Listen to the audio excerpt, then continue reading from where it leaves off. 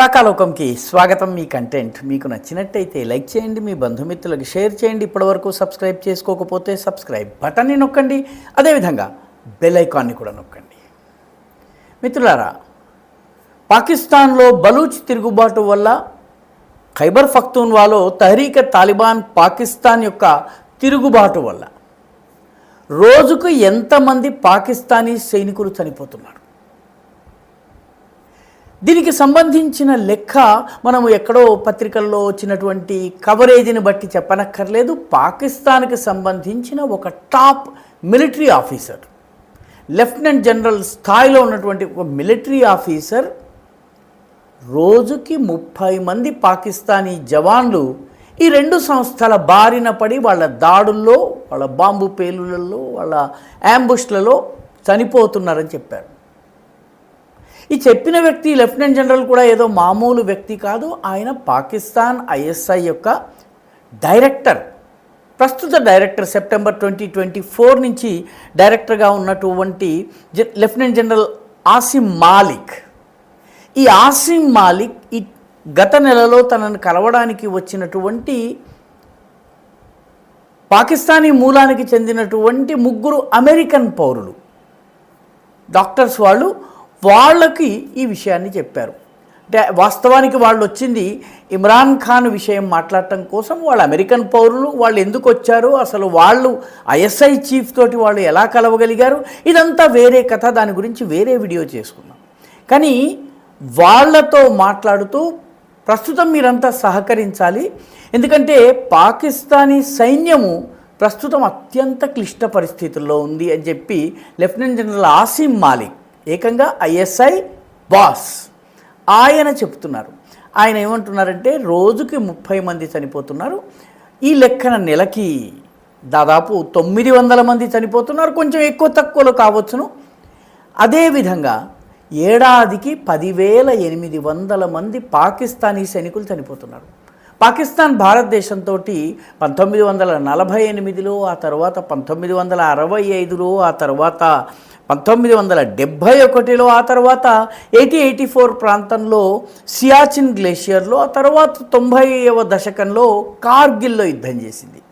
ఈ అన్ని యుద్ధాలతో కలిపి చనిపోయినటువంటి పాకిస్తానీ జవాన్లు ఎంతమంది ఉన్నారో అంతకన్నా ఎక్కువ మంది ఒక్క సంవత్సరంలో టీటీపీ లేకపోతే బలూచ్ లిబరేషన్ ఆర్మీ బారిన పడి చనిపోతున్నారని ఆయన అంగీకరించారు. తనను కలవడానికి వచ్చినటువంటి డాక్టర్లతో ఆయన ఈ విషయం చెప్పారు. పరిస్థితి ఏంటంటే పాకిస్తాన్లో పాకిస్తానీ సైన్యం ఈరోజు సేఫ్గా లేదు. 2,500 మంది ఒకే వారం లోపల రిజైన్ చేశారన్నటువంటి వార్త వచ్చింది. ఆ తరువాత ఎంతమంది రిజైన్ చేశారు, సైన్యాన్ని వదిలి వెళ్ళిపోయారు, ఎంతమంది పారిపోయారు, దీనికి సంబంధించిన వివరాల్ని బయటకు పొక్కకుండా పాకిస్తానీ ఆర్మీ, ఐఎస్ఐ మీడియా నోరు నొక్కేస్తున్నాయి. ఎందుకంటే ఖైబర్ పఖ్తూన్వాలో కొన్ని 100 మంది యుద్ధం చేయడానికి నిరాకరించారు. నిరాకరించిన వాళ్లకు జీవిత ఖైదు విధించినట్టుగా సైన్యమే సైనికులను కోర్ట్ మార్షల్ చేసి వాళ్లకు జీవిత ఖైదు విధించినట్టుగా తెలుస్తోంది. ఇవన్నీ కూడా బయటకి పొక్కనటువంటి వార్తలు. తమాషా ఏంటంటే 2004 నుంచి 2011 వరకు పాకిస్తాన్లో మొత్తము చనిపోయినటువంటి ప్రజలు, ఉగ్రవాదం వల్ల చనిపోయిన వాళ్ళ సంఖ్య 35,000, గాయపడ్డ వాళ్ళ సంఖ్య 40,000. నేడు చనిపోతున్న సైనికుల సంఖ్య 10,800 ఏడాదికి. 2004 నుంచి 2011 అంటే 6 సంవత్సరాల్లో 30,000 మంది చనిపోతే ఇక్కడ సంవత్సరానికి 10,000 మంది చనిపోతున్నారు.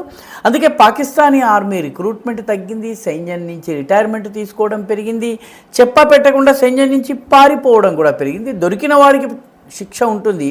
కానీ మొత్తానికి పాకిస్తానీ ఆర్మీ యొక్క మానసిక స్థితి, వాళ్ళు ఏ రకంగా మొరాల్ అంటే స్థైర్యాన్ని కోల్పోయారో, ఏ రకంగా యుద్ధం చేయడానికి, ముఖ్యంగా బలూచిస్తాన్లో, అదేవిధంగా ఖైబర్ పఖ్తూన్వాలో పనిచేయడానికి ఎలా నిరాకరిస్తున్నారో ఐఎస్ఐ డైరెక్టర్ అయినటువంటి లెఫ్టినెంట్ జనరల్ ఆసిమ్ మాలిక్ చెప్తున్నారు. ఇక్కడ తమాషా విషయం ఏంటంటే నైజీరియా వంటి దేశాలు కూడా బోకో హరాం వంటి అల్ఖాయిదా యొక్క అనుచర వర్గం ఉగ్రవాదాన్ని ఎదుర్కొంటున్నాయి. నైజీరియాలో కూడాను బోకో హరాం చాలా భయంకరంగా, కిరాతకంగా హత్యలు చేస్తూ ఉంది. కానీ ఏ దశలో కూడాను బోకో హరాం నైజీరియా వంటి దేశంలో పాకిస్తాన్ కల్లా చాలా వెనుకబడ్డటువంటి ఆఫ్రికన్ దేశమైనటువంటి నైజీరియాలో బోకో హరాం ఏ సంవత్సరం కూడా 290 మంది కన్నా ఎక్కువ మంది సైనికుల్ని చంపలేకపోయింది, హత్య చేయలేకపోయింది. పాకిస్తానీ ఐఎస్ఐ డైరెక్టర్ చెబుతున్న దాని ప్రకారమే రోజుకు 30 మంది చనిపోతున్నారు. అంటే ఒక వారంలో దాదాపు నైజీరియాలో ఒక ఏడాదిలో మొత్తంలో బోకో హరాం చంపేటటువంటి జవాన్ల సంఖ్య కన్నా ఎక్కువ అవుతుంది. పాకిస్తానీ ఆర్మీ ప్రస్తుత పరిస్థితి ఇటు బలూచ్ తిరుగుబాటుతో అటు తహరీకే తాలిబాన్ పాకిస్తాన్ యొక్క దాడులతోటి పాకిస్తాన్లో ఉన్నటువంటి పాక్ ఆర్మీ ఏ రకంగా చికాకు పడుతోంది. పాక్ ఆర్మీలో ఒక వర్గం ఇమ్రాన్ ఖాన్కి అనుకూలంగా ఉన్నారు. వీళ్ళు ఎక్కడికక్కడ సైన్యానికి సంబంధించిన కీలక రహస్యాల్ని అటు బలూచ్లకు ఇటు టీటీపీకి అందజేస్తున్నారని కూడా పాకిస్తానీ ఆర్మీ చెప్పడం లేదు అఫీషియల్గా. కానీ ఇప్పుడు వాళ్ళకు ఉన్నటువంటి అతిపెద్ద సమస్య పాకిస్తానీ ఆర్మీ యొక్క మానసిక స్థైర్యం ప్రస్తుతము లోయెస్ట్లో ఉంది. అంటే అంతర్గతంగా జరుగుతున్న దాడుల్లో భారతదేశంతో యుద్ధం కాదు, భారతదేశం దాడులు చేయటం లేదు, భారతదేశం అసలు పాకిస్తాన్ గురించి మాట్లాడటం లేదు, పట్టించుకోవడం లేదు. అయినా కూడాను అన్ని యుద్ధాల్లో కలిపి ఎంతమంది చనిపోయారో అంతకన్నా ఎక్కువ మంది 2 రాష్ట్రాల్లో తిరుగుబాటు చేస్తున్నటువంటి సాయుధ దళాలతోటి పోరాడి అంతకన్నా ఎక్కువ మంది చనిపోతున్నారు. ఇది పాకిస్తాన్ యొక్క ట్రాజెడీ.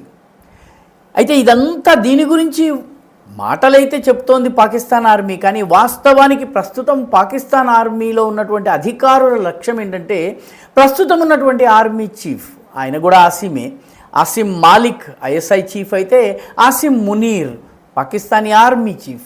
పాకిస్తానీ ఆర్మీ చీఫ్ అయినటువంటి ఆసిమ్ మునీర్కి మరొక 3 ఏళ్ల ఎక్స్టెన్షన్ ఎలా ఇప్పించాలన్నదే ప్రస్తుతం వాళ్ళ ముందున్న సమస్య. ఎంతమంది జవాన్లు వచ్చినా చనిపోయినా ప్రాణాలు పోయినా వాళ్ళ కుటుంబాల అనాథలైనా కూడాను పాకిస్తానీ ఆర్మీకి పెద్దగా పట్టడం లేదు.